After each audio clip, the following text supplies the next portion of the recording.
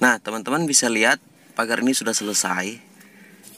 Jadi kalau seperti ini dianggap sudah selesai ya, karena tinggal dibalik terus dilas sampingnya sebelum masuk dalam proses penggurindaan dan pemasangan plat serta engselnya.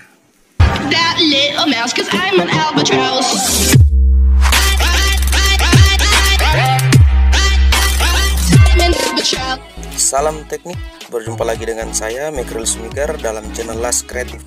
Dalam channel ini tentunya banyak membahas tentang permesinan perkakas dan konstruksi pengelasan, yang selalu berkomitmen untuk selalu menghadirkan ide-ide kreatif dalam teknik pengelasan.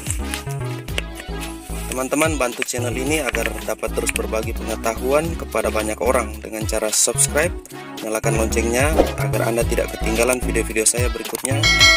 Like, komen, dan share agar teman-teman kamu juga tahu apa yang kamu tahu. Oke?